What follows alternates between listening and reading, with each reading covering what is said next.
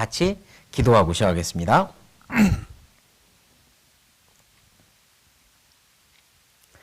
살아계신 하나님, 우리를 창조하시고 우리를 구원하시고 우리와 늘 함께 하시는 하나님께 감사합니다. 주님을 만나는 그날까지 최선을 다하여 부끄럽지 않은 하나님의 자녀로서의 삶을 살고 싶습니다. 또한 우리에게 맡겨주신 직분을 소중히 여기고 우리가 섬겨야 될 귀한 어린 학생 영혼들을 소중히 여기고 하나님의 사랑을 전해주고 하나님의 말씀을 전해주며 조금이라도 더 그들의 길을 안내하고 싶습니다. 저에게 부족한 지혜와 능력을 더해 주시고 또 교사라는 직분이 우리의 신앙을 지켜주고 더욱더 성장시키는 또 계기가 될 수 있도록 은혜 베풀어 주십시오. 이 시간 처음부터 끝까지 하나님께 부탁을 드리며 예수님의 이름으로 감사하며 기도드립니다. 아멘. 오늘 함께 나누고 싶은 제목은 꿈을 꾸는 교사입니다. 뭐라고요? 꿈을 꾸는 교사입니다. 꿈을 꾼다고 할 때 얼른 생각나는 건 밤에 잠잘 때 꾸는 꿈 이것이 얼른 생각나기도 합니다. 물론 그것도 그 의미도 가지고 있습니다. 그리고 또 하나는 꿈하면 어떤 기대를 가지고 마음에 품는 비전을 꿈이라고도 하니까요. 그 비전, 그 꿈을 꾸는 교사도 의미가 됩니다. 제가 교사로 이제 교사 봉사를 할 때 대학생 때요. 대학교 1학년 때 서울중앙교회에서 1년간 중고등부 교사를 하다가 여러 가지 마음의 어려움이 있었고 또 개인적인 나는 다른 봉사를 더 하고 싶다 찬양대 또 이런 마음도 있었고 갈등이 많이 있어서 결국은 1년 중고등부 봉사를 하고 찬양대를 했는데요. 그리고 나서 졸업하고 군대를 가서요. 부산교회에서 중고등부 교사를 다시 했습니다. 그리고 그때 잊을 수 없는 많은 기억들을 갖게 되었고 내가 교사 그때 참 하길 잘했다. 교사가 얼마나 귀한지 또 얼마나 하나님 앞에서 놀라운 일을 할 수 있는지 그때 많은 경험들을 했고요. 그래서 교사가 참 중요하다는 생각을 그때 많이 했어요. 그리고 지금은 교회를 위해서 이제 생각을 하다 보니 교회의 미래인 청년회가 굉장히 중요하다라고 생각을 하지만 날이 갈수록 그리고 코로나 상황이 이제 같이 경험하다 보니까 중고등부가 어쩌면 청년회보다 더 중요한 것 같다라는 생각이 지금은 드네요. 그리고 나아가서 이제는 그러면 유초등부가 어쩌면 교회 안에서 굉장히 중요해지고 있구나 이런 생각도 들고 교회학교가 우리 교회의 미래를 위해서 너무 중요하다는 마음이 계속 올라옵니다. 우리가 이제 뭐 코로나가 막 진행되면서 확진자가 생기고 학교에도 확진자가 생기면 부모님들은 굉장히 걱정을 하잖아요. 우리 아이는 1학년이지만 3학년 몇 반에 확진자가 있었다. 이것만 들어도 부모님들은 학교 전체를 이렇게 못 오게 해야 되는 거 아니야? 라고 생각도 할 수 있습니다.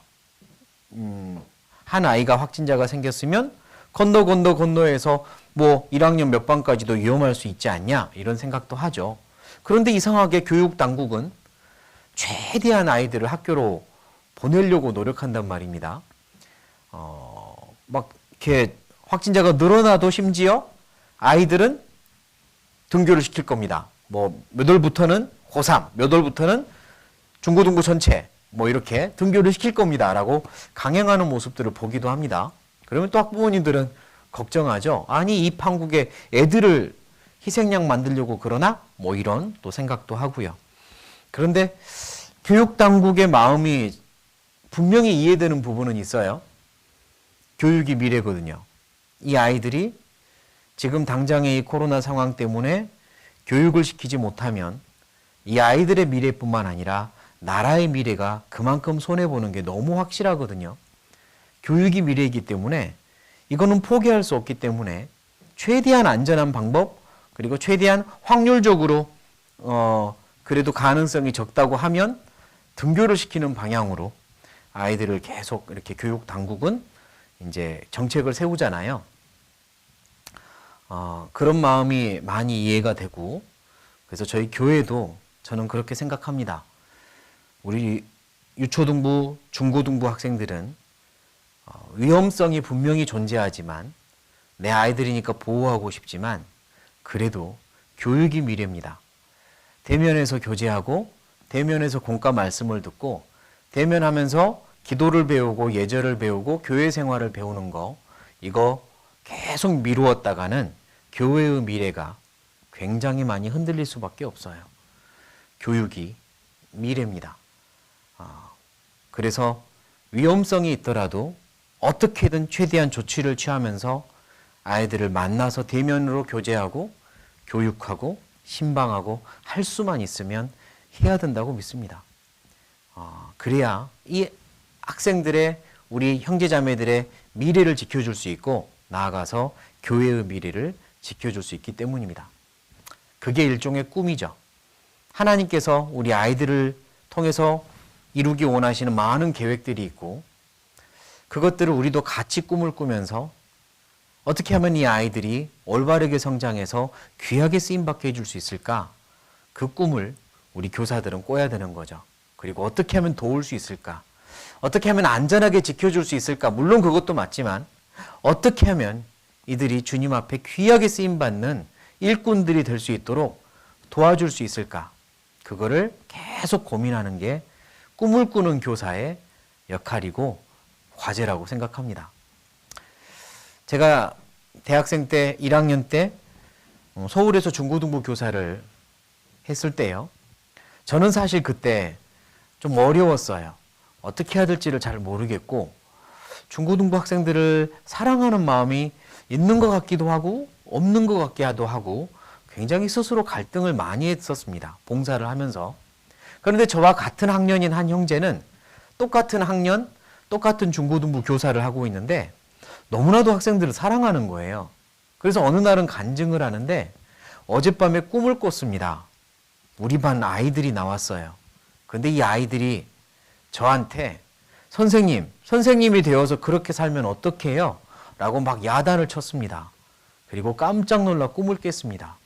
제가 얼마나 그때 마음에 많은 생각을 했는지 모릅니다. 학생들 앞에서 부끄럽지 않은 교사가 되어야 되겠다. 내가 부끄럽게 사니까 학생들이 꿈에 나와서 나를 야단치는구나. 그런 간증을 하더라고요.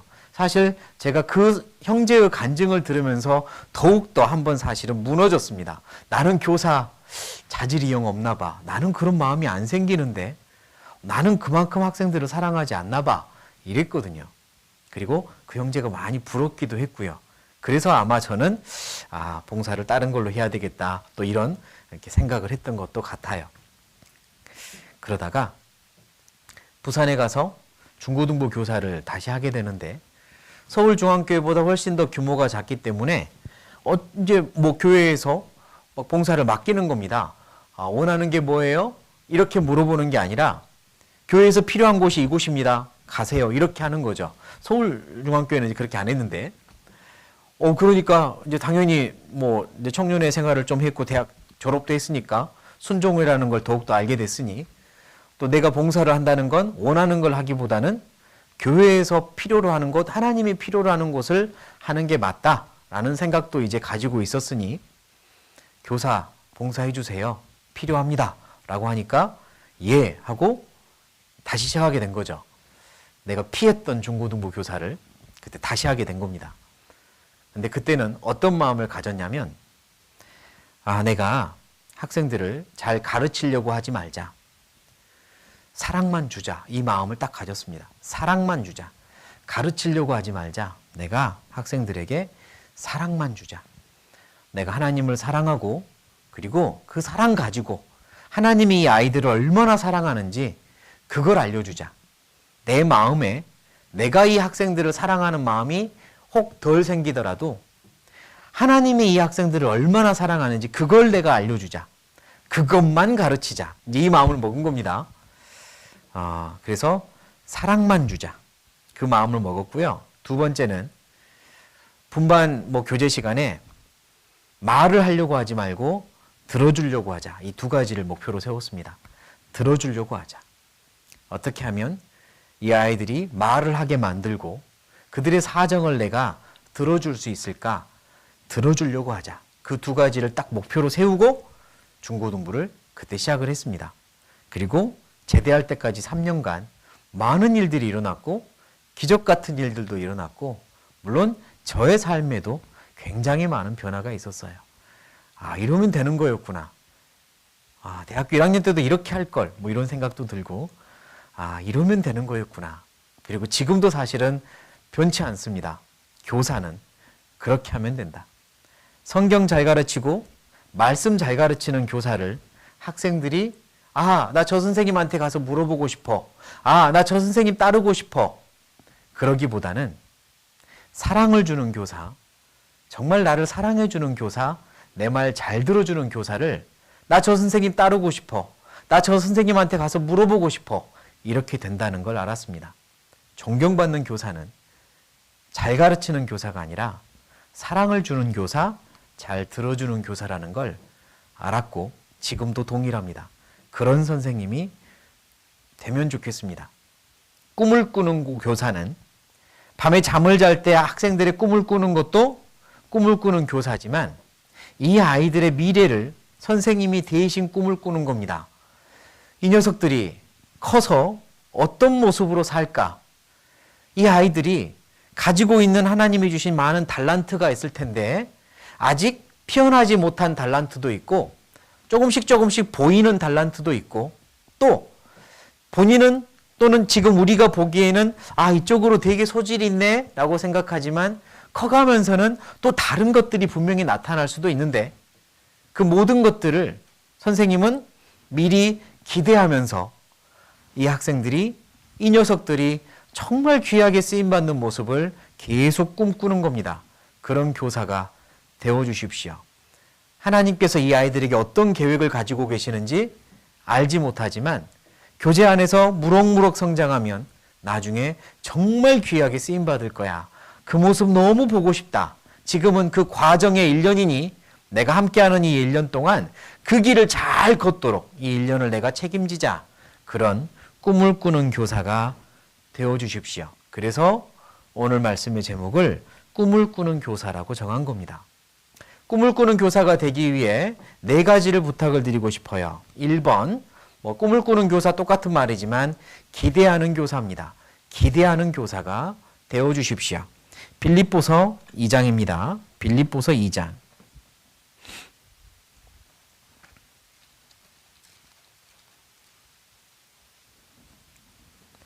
빌립보서 2장 13절. 빌립보서 2장 13절. 같이 읽겠습니다. 너희 안에서 행하시는 이는 하나님이시니 자기의 기쁘신 뜻을 위하여 너희로 소원을 두고 행하게 하시나니. 네. 하나님께서는 모든 사람들 안에 소원을 가지고 행하시죠. 우리 아이들 속에도 하나님의 소원이 있습니다.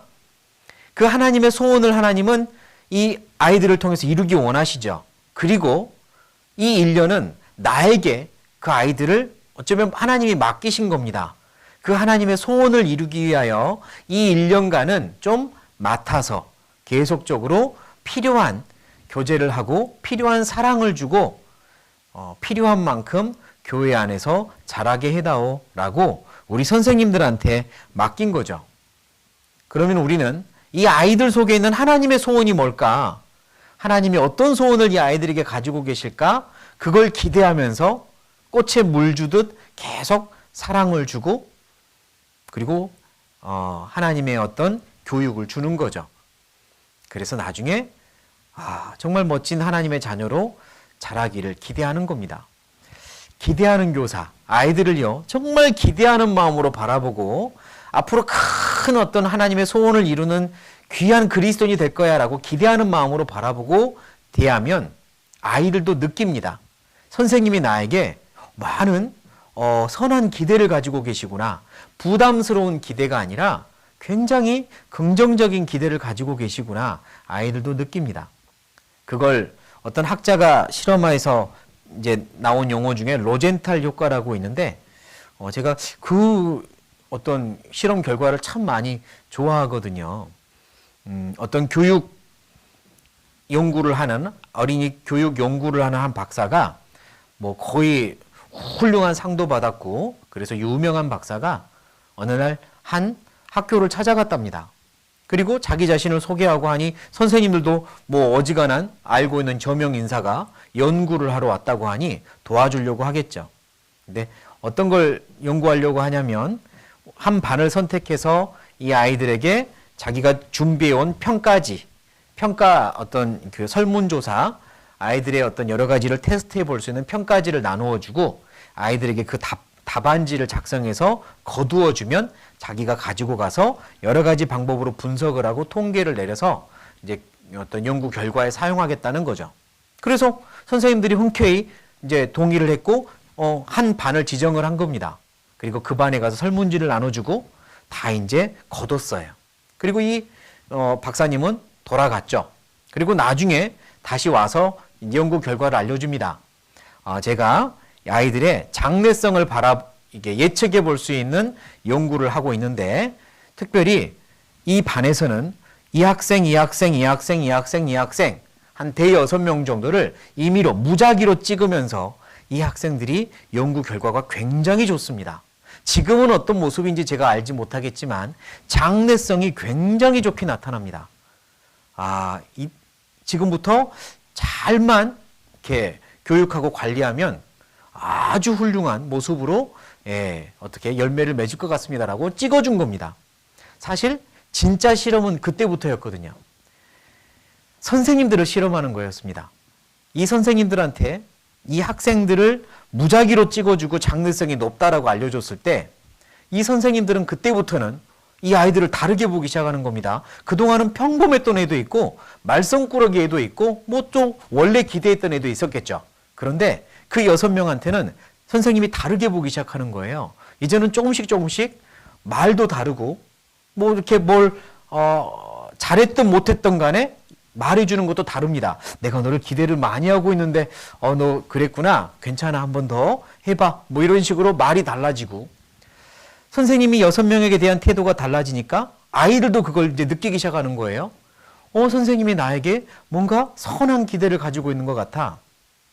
그리고 그 후로 한참 수개월이 지난 다음에 다시 박사님이 와서 이 아이들의 뭐 학업 성과라든가 다른 생활 성과를 이제 물어보았더니 실제로 이 아이들이 굉장히 많이 변해 있는 거죠. 그 몇 개월 후에요. 사실 그 변해 있는 이유는 이 박사님이 연구 결과에 따라서 그렇게 된 게 아니라 박사님은 임의로 찍은 거거든요. 그리고 선생님이 이 아이들에게 기대감을 가지고 대했더니 변해버린 겁니다. 그러니까 이 박사님은 선생님들을 연구하는 거였거든요. 정말로 아이들을 향해서 기대감을 가지고 대하면 아이들이 변하는구나. 이 효과가 로젠탈 효과입니다. 내가 아이들을 기대하는 마음으로 대하면 아이들 변합니다. 집에서도 마찬가지고요. 그래, 너는 딱 그 정도야. 더 이상은 안 바래. 이거랑 나 너에게 기대 많이 하고 있어. 그래, 이것도 한번 기회로 삼아봐 하는 거랑은 다르거든요. 근데 기대를 하면 내가 말이나 대꾸하는 것이 달라집니다. 실수가 됐든 좋은 일이 됐든 거기에 대해서 또 이야기해 주는 것도 달라집니다. 기대하는 교사가 되십시오. 내 아이들에게 많은 기대를 가지십시오. 하나님의 소원이 아이들 속에 분명히 있습니다. 그 아이들에게 기대를 가지십시오. 제가 부산에서 가장 마음 아픈 것 중에 하나가 뭐냐면, 이제 제가 맡았던 아이 중에요, 굉장히 사고 뭉친 아이가 있었어요. 그래서 뭐 이렇게 진짜 막 야단도 많이 맞고, 집에서도 야단 맞고, 교회당에서도 야단 맞고, 도대체 왜 그러냐고, 너 왜 그렇게 행동하냐고 야단 맞고. 근데 이제 제가 분반이 됐고요. 저는 어떻게든 이 아이를 나마저 내가 포기하면 더 이상 세상은 이 아이를 받아줄 사람이 없다는 생각으로 이제 계속 품으려고 노력을 했죠. 사랑을 주는 교사가 되기로 작정을 했으니까요. 그래서 어떻게든 이 아이를 사랑하려고 노력했고, 그리고 좋은 이야기를 많이 해주려고 노력했고, 난 너한테 많은 기대를 가지고 있어. 너 지금 네 또래 다른 형제 자매들하고 굉장히 다르잖아. 네가 생각해도 그건 네가 특별하다는 의미야. 나는 너를 굉장히 특별하게 봐. 이런 식으로 계속 이야기를 했거든요. 그러니까 이제 반년이 지나고 후반기쯤 되니까 애가 많이 변했습니다, 실제로. 그래서 남자아이인데도 그전에는 그렇게 무뚝뚝하고 막 여기저기서 막 침을 태태 뱉고 했던 아이가 이제 교회당에서 저 멀리서부터 저를 보면 막 뛰어와서 안기는 겁니다. 키도 저보다 컸던 아이인데. 가서 확 안기면서 막 선생님한테 냄새 나요. 좋은 냄새 나요. 막 이러면서 막 킁킁킁 여기저기를 다 맡고 막 아무튼 그랬던 아이예요. 그래서 야 징그럽다 이러면서도 이제 안아주고 그래서 뭐 이제 그 아이가 뭐 그러면서 오늘 아침에 선생님 꿈꿔서 눈 떴어요. 안 오려고 했는데 뭐 이러면서 이런 이야기도 하고 그러다가 이제 떠나게 됐고요. 제가 이제 제대를 하고 떠나게 됐고 그 후에 소식을 들었는데 이제 영영 교회에서 안 보이고 아주 이렇게 폭력의 세계로 들어갔다는 이야기를 뭐 들었습니다. 그래서 너무 안타깝더라고요. 물론 뭐 누가 교사를 했더라도 뭐 그런 답이 나왔을지도 모르겠지만 그냥 조금만 더 그렇게 대해줬으면 괜찮았을 수도 있겠는데 뭐 이런 생각을 사실 좀 했어요. 이제 그런 걸 보면서 기대감으로 대해주고 너는 특별해. 난 너를 특별하게 보고 있어. 라고 대해주면 변하더란 겁니다. 정말 변하더라고요. 그래서요. 내 아이들, 나에게 맡겨주신 나의 학생들은 특별하다. 특별한 학생들을 나에게 맡겨줬다는 생각으로 기대감을 가지고 대해 주십시오. 그게 꿈을 꾸는 교사가 할 수 있는 한 가지 아주 좋은 교육의 마음이라고 생각합니다. 그리고 두 번째는요. 아픔을 이해하는 교사가 되어 주십시오. 아픔을 이해하는 교사가 되려면 내가 먼저 아파보는 것도 괜찮습니다. 아픔을 이해하는 교사가 되려면 나도 많이 아픈 경험이 있는 게 좋잖아요. 그래서 교사들은요. 살면서 나도 아픈데 나도 힘든데 라는 경험이 있다면 이것 때문에 교사 못하겠다가 아니라 이걸 가지고 교육해야 되겠다로 바꿔도 됩니다. 아파본 사람이 아픔을 이해합니다. 아파보지 않으면 아픔 이해하지 못하잖아요. 학생들의 아픔이나 이런 거 이해하려면 내가 어쩌면 하나님이 나에게 일부러 아픔을 겪게 할지도 모릅니다. 히브리서 찾겠습니다. 히브리서 2장.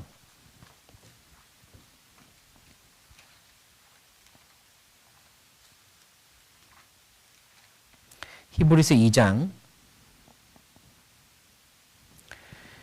18절, 히브리서 2장 18절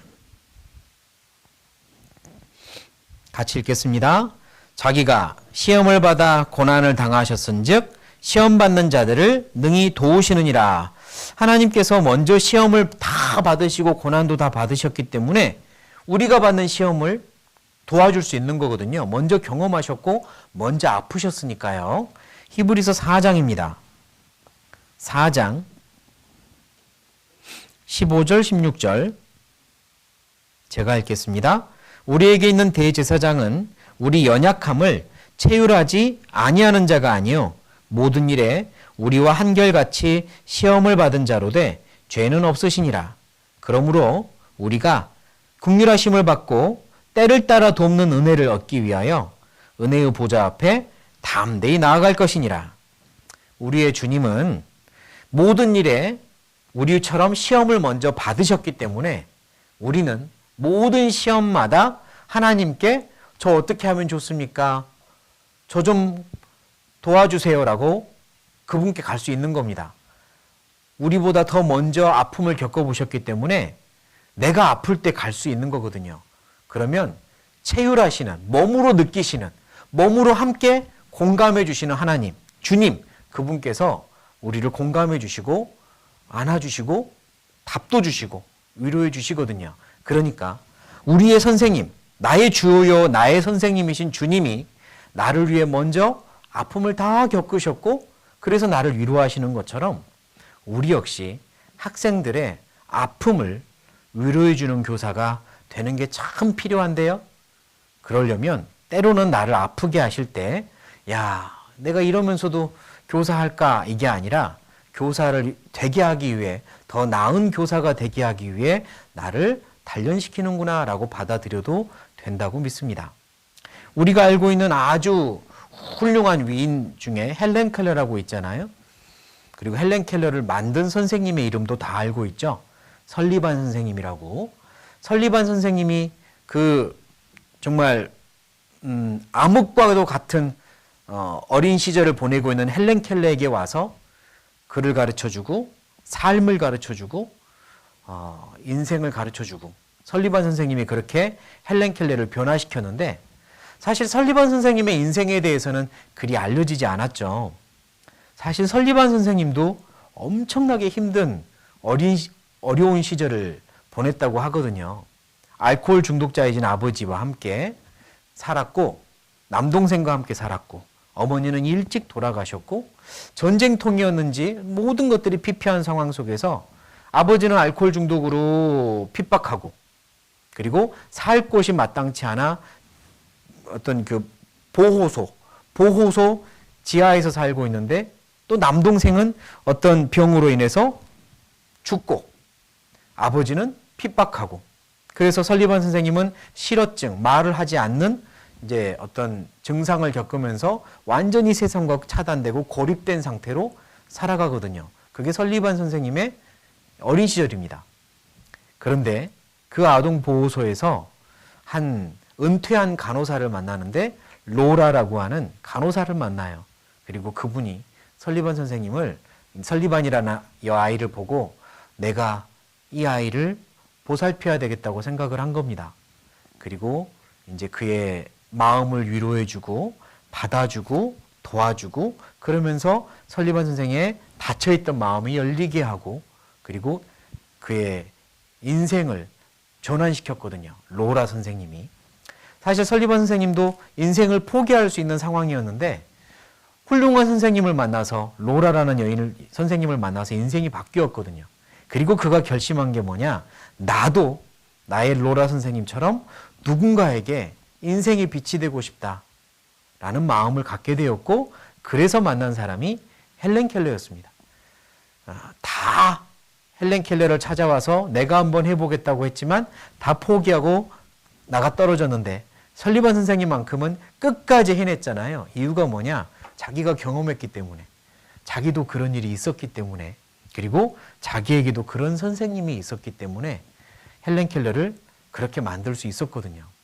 그래서 아파본 사람이 남의 아픔을 이해할 수 있는 거잖아요. 우리 학생들, 내 아이들 아픔을 이해하는 교사가 되어 주십시오. 그걸 위해서 내가 세상을 살면서 신앙생활하면서 아픔을 겪어야 한다면 감사함으로 겪으십시오. 내가 그 일을 통하여 더 단단해지면 내 아이들에게 훨씬 더 좋은 이유식을 먹일 수 있는 겁니다. 그리고 품어주고 안아줄 수 있는 겁니다. 그러니까 저는요, 선생님들은 아픔을 이해해주는 선생님이 됐으면 좋겠고 그걸 위해서 아픔을 많이 겪는 것도 필요하다라고 저는 생각을 합니다. 제가 언젠가 말씀드렸던 나의 라임 오렌지 나무라는 책, 거기에 등장하는 어린 주인공 제제, 그리고 그 제제가 너무나도 사랑하는 한 아저씨, 뽀르뚜까 아저씨. 그 책을 보면 참 감동적인데요. 이제 배경은 브라질입니다. 그 작가도 브라질 사람이고요. 그리고 브라질이 포르투갈에 의해서 식민지가 되잖아요. 남아메리카 지역 중에 다른 모든 나라는 스페인에 의해서 식민지가 돼서 스페인어를 쓰지만 브라질만은 포르투갈에 의해서 지배를 당하면서 지금도 브라질은 포르투갈어를 쓰는데요. 그 제제라는 아이는 아주 고약한 아버지, 자기를 늘 학대하는 아버지랑 같이 살고 있고 굉장히 순수하고 사랑받고 싶어하고 관심받고 싶어하는 아이인데 주변의 사람들은 그를 이해를 못하는 겁니다. 관심을 받고 싶어서 이 풍선도 한번 이렇게 뭐 예를 들면 파티장에 있는 풍선을 날려보기도 하고, 또 사랑이 많아서 이 개한테 먹을 것을 주고 싶어서 여기 있는 케이크를 주기도 하고, 예를 들면. 그런데 이제 어른들은 보기에는 완전 다 사고 치는 거거든요. 근데 이 아이의 마음은 그렇지 않았던 건데, 그런 일이 있을 때마다 어른들에게 꾸중받고 아버지에게는 더 학대를 받고, 이 아이는 이제 정말 인생은 자칫 잘못하면 망쳐버릴 수 있는 상황이었는데 뽀르뚜까 아저씨를 만난 겁니다. 근데 이제 이 아저씨를 이 아이가 뽀르뚜까라고 부르지만 사실 그렇게 부른 이유는 포르투갈, 이 아저씨가 포르투갈 아저씨였거든요. 지배층에 있었던 포르투갈 아저씨. 이제 완전히 이렇게 그 식민지로 있었던 시대는 아니었기 때문에 이제 사람들이, 그 지역 사람들은 포르투갈 사람을 굉장히 싫어했을 것이고, 그래서 포르투갈 아저씨도 거기에 어떤 일로 남아는 있지만 그리 좋은 대접 받지 못하고 차가운 대접을 받으며 이제 이렇게 살고 있었던 거거든요. 사람들도 그 사람을 별로 좋아하지 않았고. 그런데 이 제재라는 아이를 이 아저씨가 계속적으로 이해를 해주는 거죠. 이 아이의 어떤 말도 들어주고 행동도 이해를 해주고, 그러면서 이 아이가 바뀌고 변하거든요. 그 마음이 정말 차갑게 얼어있는 마음이 녹기 시작하고 열리기 시작하고, 그리고 이 아이가 이제 인생을 바라보는 눈도 바뀌고, 다 이 아저씨 때문이었거든요. 물론 이 아저씨도 이 아이를 그렇게 눈높이로 대할 수 있었던 건 본인도 많은 어려움을 겪었기 때문일 겁니다. 그래서 아이의 아픔을 다 받아주고 눈높이로 맞춰주고, 그래서 아이가 변했어요. 나중에 포르투갈 아저씨가 이제 삶을 마감하거든요. 그리고 그 책의 마지막 부분엔 이 제재가 포르투갈 아저씨한테, 계시지 않는 그분한테 편지를 보내는데, 저도 아저씨처럼 누군가에게 사랑을 주는 사람이 될래요라고 이제 편지를 쓰는 장면도 나옵니다. 이 제재가 포르투갈 아저씨를 만나지 못했더라면 어쩌면 인생에 아주 큰 잘못된 길로 갈 수도 있었을 텐데, 그 아저씨를 만나서 변한 거거든요. 자기 아픔을 이해해주고 자기의 마음을 이해해주고, 그런 아저씨를 만나서. 그런 선생님이 되어주십시오. 우리 아이들 학교에서, 때로는 가정에서도요. 부모님하고는 말이 잘 통하지 않지만 선생님하고 말이 잘 통하는 게 모순이다? 모순이지 않습니다. 집에서 부모님과는 너무 가까운 사이이기 때문에 때로는 그게 더 오히려 사춘기 시절에는 독이 될 수도 있습니다. 부모님의 아주 사랑 어린 말도 잔소리로 들릴 수도 있고, 이해해 주려고 다가와도 아이들이 먼저 피할 수도 있고, 부모님한테는 쉽지 않을 수도 있죠. 하지만 선생님하고는 가까울 수 있습니다. 가끔 보기도 하고, 그리고 잔소리를 선생님이 하기보다는 들어주려고만 한다면 학생들은 선생님에게 다가올 수 있죠. 어린 초등부 아이들도 마찬가지입니다. 선생님하고 더 친할 수도 있습니다. 사랑을 준다면. 우리 선생님이 나를 얼마나 사랑하는지 이들이 알면 얼마나 쉽게 선생님의 팬이 되겠습니까?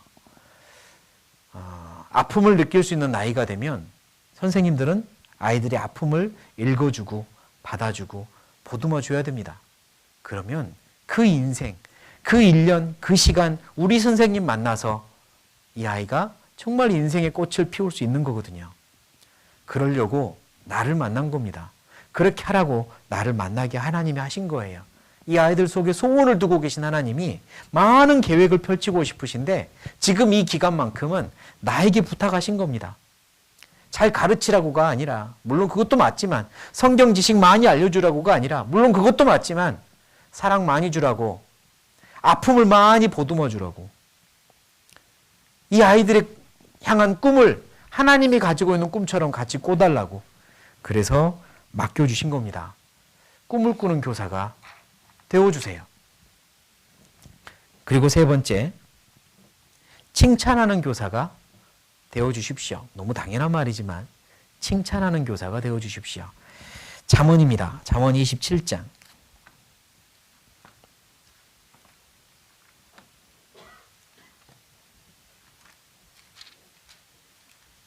잠언 27장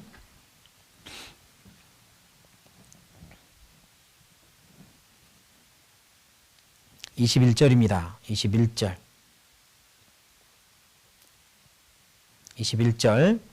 제가 읽겠습니다.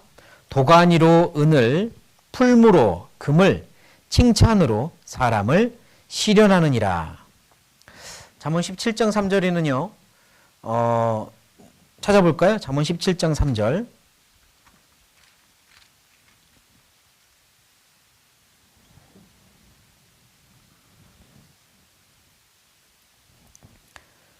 도가니는 은을, 풀무는 금을 연단하거니와 여호와는 마음을 연단하시느니라.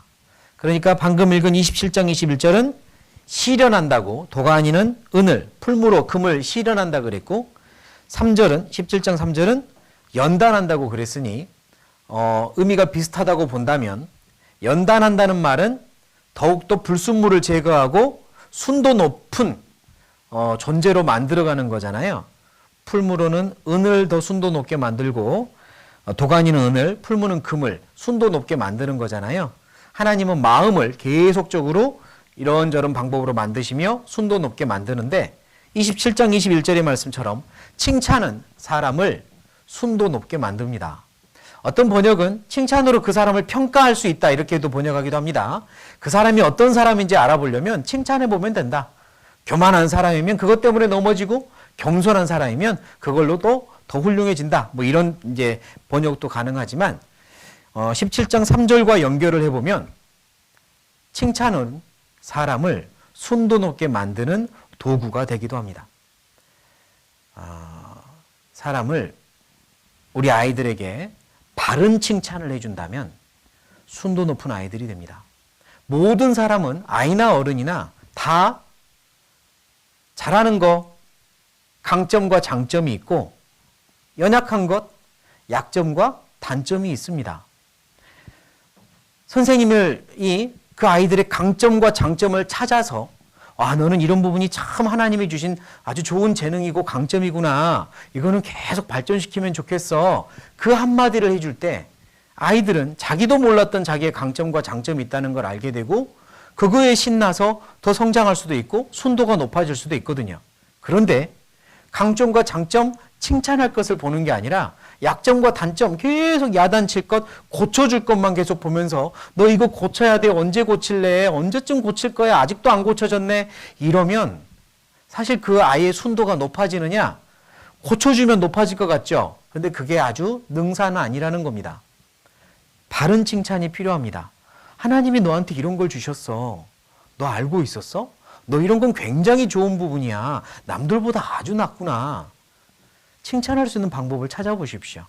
예민하고 남들 막 눈치 많이 보고 다른 학생들하고 관계 속에서 힘들어하고 이런 아이들 있잖아요. 선생님하고 상담하면 맨날 친구 때문에 힘들고 친구 누가 이래서 힘들고 이런 아이들 어떻게 할까요? 저도 이제 상담을 하다가 그런 학생들을 만나면 참 머리가 아프더라고요. 그러다가 어느 날 발견했습니다. 이것도 하나님이 주신 어떤 좋은 재능, 어떤 마음일 수 있겠다. 학생은 사람과의 관계를 매우 중요시하는, 사람과의 관계를 매우 소중하게 여기는 달란트를 가지고 있어서 그래요.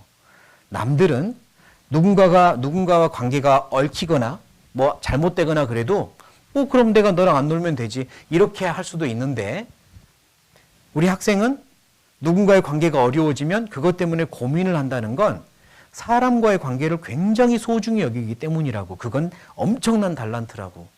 지금 그것 때문에 힘들게 느껴지겠지만 그 달란트를 키우는 과정이라고. 그러니까 나는 내 친구를 소중히 여긴다. 나는 누구를 소중히 여긴다. 그래서 지금 내가 힘들다. 어떻게 하면 더 관계가 좋아질까 연구해 보라고. 나중에 크면 그걸 가지고 귀하게 쓰임받을 거라고. 이제 이렇게 이야기를 해주게 됐어요. 그러니까 사실은 결과가 너무 좋더라고요. 그것 때문에 고민하고 있다가 그게 굉장히 좋은 거라고, 남들에게는 없는 거라고, 부럽다고. 사람을 소중히 여기는 게 얼마나 중요한 건지 아냐고. 하나님이 사람을 소중히 여긴다고. 그러니까 그건 하나님의 성품 중에 하나라고. 이렇게 해주니까 너무 좋아해요. 그리고 그럼 한번 그거 개발해 보라고. 그것 때문에 힘들어하지 말고 개발하라고. 그러면 이제 막 이렇게 좋아하면서 가거든요. 그런데 어떤 것도 마찬가지입니다. 강점으로 바꿔줄 수도 있고 장점으로 바꿔줄 수도 있거든요. 근데 자꾸 그런 거를 왜 너무 그러지 마, 너무 신경 쓰지 마, 세상 살기 힘들어 이렇게 하는 것보다 훨씬 더 낫다고 믿어요. 칭찬하는 방법을 개발하세요. 칭찬해 보십시오. 그러면 힘이 생깁니다. 어린이들의 동화 작가로 유명한 안데르센. 그 아이는 사실 뭐 학업 성적이 좋지도 않았고요. 또 여러 가지 좀 특이한 면이 많았다고 합니다. 사실 그가 죽을 때까지 그의 어떤 이제 위인전에는 안 나오지만 그에 관한 다른 어떤 알고 있는 기록들의 기록을 보면 죽을 때까지 가지고 있었던 공포증 중에 하나는 나 살아있는데 사실은 살아있는데 나 죽었다고 생각하고 누가 나를 묻을지도 몰라. 이 공포증을 가지고 살았어요. 내가 잠을 자고 있는데 잠깐 숨을 안 쉬는 걸 가지고 사람들이 나를 죽었다고 생각하고 관에 넣을지도 몰라. 뭐 이런 공포증이 있었거든요. 길을 가다가 내가 기절을 했는데 사람들은 내가 죽었다고 생각하고 묻어버릴지도 몰라. 이런 공포증을 가지고 살았어요. 그래서요. 그는 호주머니에다가 혹시 내가 기절하거든 죽었다고 생각하지 마시고 깨워보십시오. 이걸 쪽지를 가지고 다녔고 낮잠을 자려고 해도 옆에다가 나 죽은 거 아닙니다. 이렇게 쓰고 낮잠을 자고 뭐 이런 형태의 일들을 많이 했거든요. 그리고 진짜로 이제 병상에서 죽을 때는 자기 옆에서 자기를 간호하는 사람한테 내가 진짜 죽거든 제발 내 손목을 그어달라고 이야기도 했답니다. 진짜로 죽여달라고. 그러니까 그 굉장히 독특한 어떤 공포증을 어려서부터 갖고 있었어요. 그런데 선생님이요. 5학년 때. 안데르센, 너 글을 참 잘 쓰는구나. 그거 하나 본 겁니다. 너 글을 참 잘 쓰는구나. 이걸 가지고 나중에 많은 아이들에게 꿈과 희망을 주면 좋겠어. 이 한마디를 안데르센이 듣고 동화 작가가 되기로 결심한 겁니다. 그리고 그 유명한 작가가 되었어요. 사실 저도 이제 그걸 가지고 누가 글쓰기를 좋아하잖아요. 그러면 이제 그런 이야기를 해줍니다. 그러니까 글쓰기를 좋아하는데 뭐 예를 들면 중학생이든 고등학생이든 되게 막 이제 힘들어하고 있어요. 이 중고등부 시절을. 뭐 초등부도 마찬가지고요. 그러면 너 글쓰기를 참 좋아하잖아. 하나님이 주신 재능인데 사람이 글을 쓰려면 경험이 적어가지고는 글 못 쓴단다. 이런저런 경험을 많이 해야 돼. 아픔도 겪어봐야 아픔을 쓰는 거고 슬픔을 겪어봐야 슬픔을 쓰는 거야. 사람들의 마음을 위로하는 글을 쓰려면 네가 먼저 아팠다가 위로도 받아봐야 돼. 그래야 위로하는 글을 쓰는 거야. 너 하나님이 글 쓰는 재능을 주시고 그걸 가지고 꽃 피우려고 지금 이런저런 아픔을 겪게 하나 봐. 그러니까 그 모든 것들을 좋은 쪽으로 기억하고 메모 남겨봐. 이런 식으로 교제를 해요. 물론 그게 하나님의 뭐 처음부터 계획된 것일 수도 있고 아닐 수도 있지만 그래도 그 긍정적인 마음을 가지고 자기 주어진 주변 환경들을 이겨나가는 데는 굉장한 힘이 되는 걸 발견했습니다.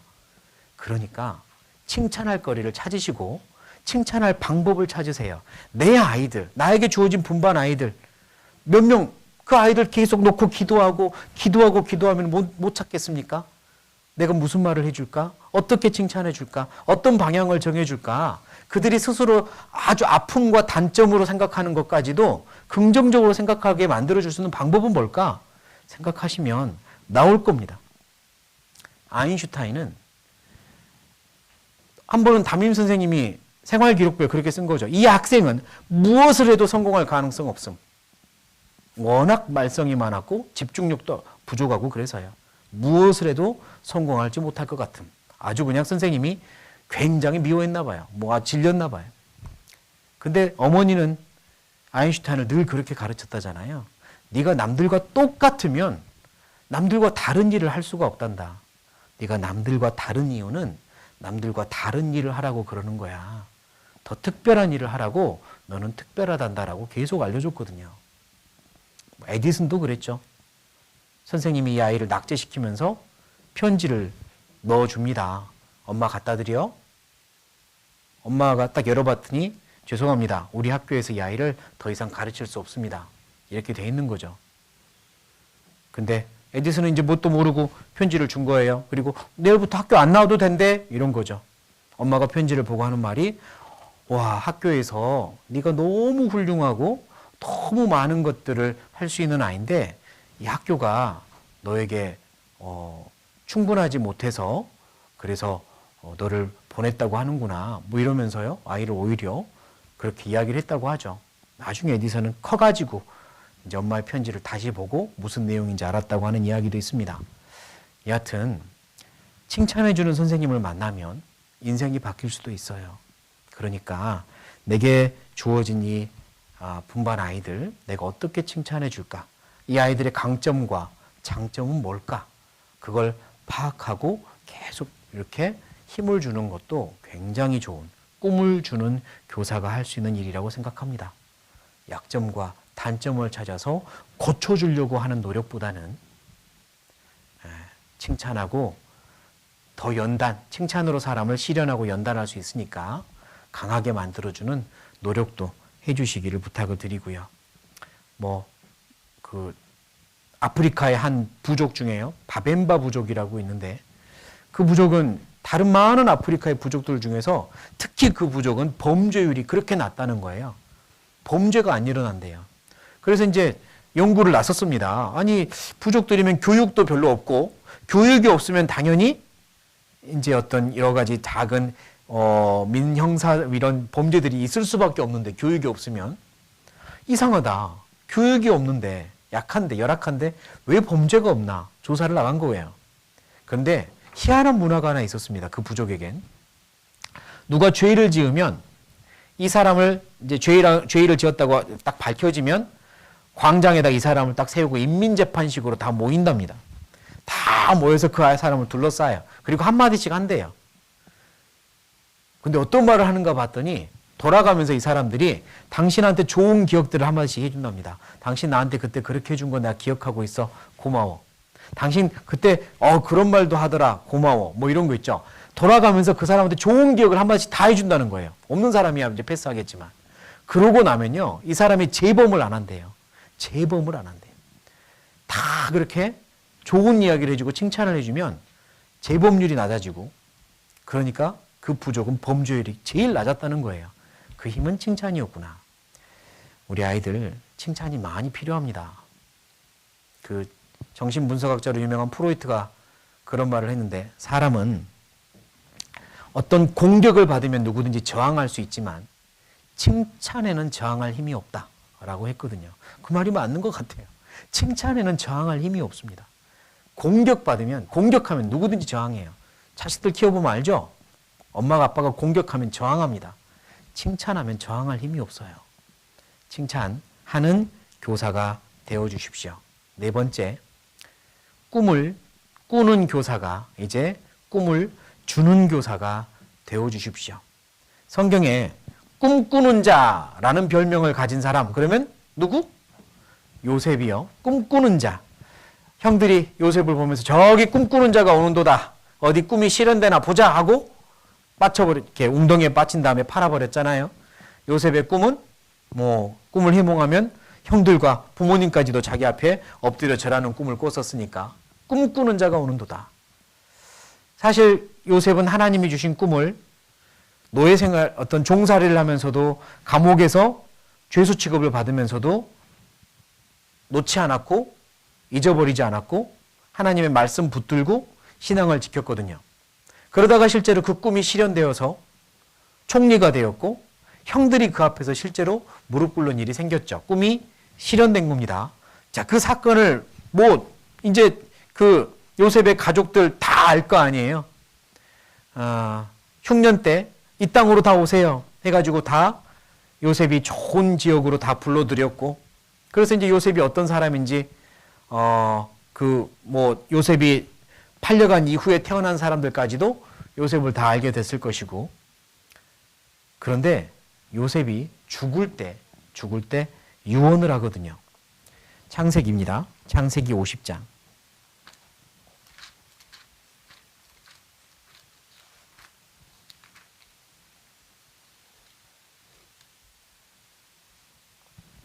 창세기 50장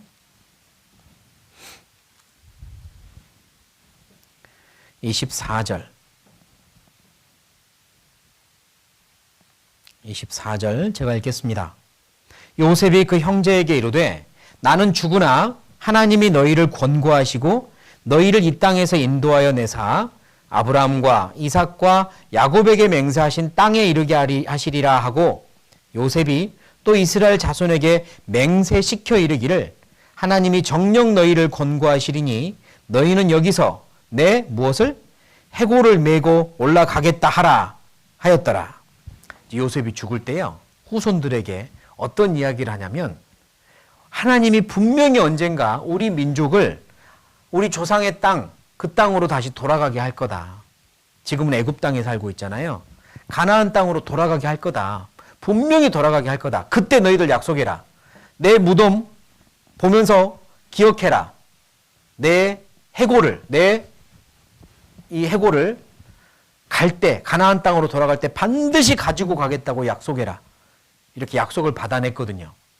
그 후로요, 시간이 아무리 흘러도 후손들은 요셉의 해골을 볼 때마다 무엇을 기억하냐면 요셉의 약속, 예언을 기억하는 겁니다. 분명히 돌아간다. 꿈꾸는 자 요셉이 꿈을 줬다. 그의 꿈은 실현되었던 것처럼 그가 우리에게 준 약속도 실현될 거다. 우리 가나안 땅으로 돌아갈 거다. 요셉의 묘를 볼 때마다 그들은 기억했습니다. 그래서 실제로 가나안 땅으로 돌아가게 될 때 그들은 요셉의 해골을 가지고 돌아가거든요. 그거를 계속 기억하고 있었고 전해지고 있었으니까. 요셉의 해골을 보면 반드시 기억해라. 가나안 땅으로 우리 돌아간다고 약속하셨다. 그때 이거 가지고 가야 된다. 놔두고 가면 안 돼. 계속 전해진 거거든요. 요셉은 죽음 이후에도 자기 백성들에게 꿈을 줬습니다. 나를 기억한다면 꿈을 꿔라. 우리의 고향 땅 가나안으로 언젠가 돌아갈 거라고. 꿈을 주는 자가 된 거죠. 선생님들이 학생들에게 꿈을 주면요, 이 아이들이 언젠가 우리 선생님을 기억하면서 그래, 그때 우리 선생님이 나한테 말씀하셨어. 너는 틀림없이 하나님께 귀하게 쓰임받을 거라고. 너는 이게 큰 재능이 될 거라고. 너는 지금은 이렇게 힘든 일들을 겪지만 그게 나중에 다 약이 될 거라고. 너는 특별하니까 남들과 다른 일을 겪게 하는 거라고. 특별한 임무를 맡은 특수부대는 특별한 훈련을 받는 것처럼 하나님이 너를 특별한 훈련을 주시는 이유는 특별하게 사용하려고 그러는 거라고. 그런 선생님의 확신에 찬, 기대에 찬 이야기를 아이들이 기억할 수만 있다면 언젠가 힘들고 어려울 때 만약 우리 선생님이 나한테 분명히 그랬어. 나를 특별하게 사용해 주실 거라고. 그렇게 생각하면서 그 시련을 이겨낼 수도 있지 않겠습니까? 선생님이 아이들에게 꿈을 넣어줄 수도 있습니다. 그리고 선생님의 목소리를 기억하며 우리 아이들이 힘을 내서 시련을 이겨낼 수도 있습니다. 꿈을 꾸는 선생님은 아이들에게 꿈을 주는 선생님도 될 수 있습니다. 잠을 잘 때도 정말 아이들의 꿈 한번 꿔볼 수 있으면 좋겠고, 또 이 아이들을 보면서 그 안에 소원을 가지고 계시는 하나님의 꿈을 발견하고 같이 기대하는 선생님이 되어주시면 좋겠습니다. 교육은 아이들의 미래고 교회의 미래입니다. 이거는 우리가 너무나도 큰 사명을 가지고 있는 거거든요. 그래서 우리 아이들을 위해서 내가 봉사, 섬길 수 있는 기회를 주신 하나님께 정말 감사하면서 나 역시 좀 더 나은 교사가 되기 위하여 하나님이 나를 훈련시키는구나. 더 나은 교사가 되게 하려고 아프게도 하시는구나. 또 그런 생각도 하시면서 나도 성장하고 또 성장한 만큼 우리 아이들을 성장시키는 선생님들이 되어 주십시오.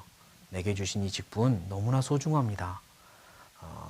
교회에서 모두가 달라붙어서 해도 부족한 일을 우리 선생님들이 하고 있는 거잖아요. 네. 아프리카 속담에는 그런 속담이 있다죠. 한 아이를 키우려면 마을 전체가 달라붙어서 키워야 된다고. 그만큼 한 아이를 성장시키는 게 중요한 일이고 쉽지 않은 일인 거죠. 우리의 교회 학교의 귀한 아이들, 우리 선생님들에게 여러 명의 분반으로 한 분 선생님께 맡겨졌는데요. 적은 수가 아닌 건 압니다. 근데 또 할 수 있을 만큼 하나님이 맡겨주신다고 믿습니다. 기도하고 그리고 사랑을 주고 들어주고 그런 선생님, 그래서 정말 사랑받고 존경받는 선생님이 되기를 또한 꿈꾸시기를 부탁을 드립니다. 네, 같이 기도하겠습니다.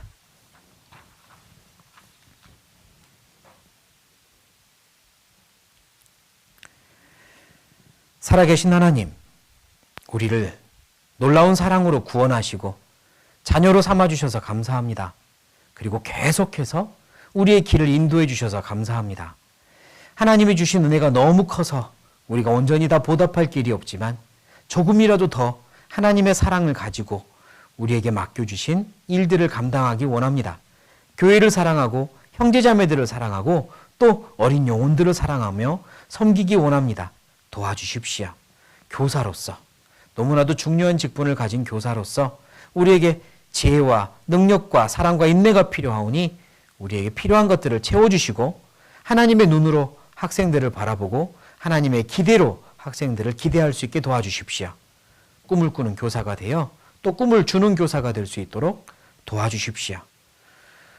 주님을 위해 일할 수 있도록 필요한 모든 것들을 채워주시고 영육 간의 필요를 채워주시며 근심 걱정 없게 하시고 또 모든 근심 걱정 중에서 극복하고 이겨내며 하나님을 의지하는 신앙이 성장할 수 있도록 도와주십시오. 한 시간 함께해 주신 하나님께 감사드리며 예수님의 이름으로 기도드립니다. 아멘.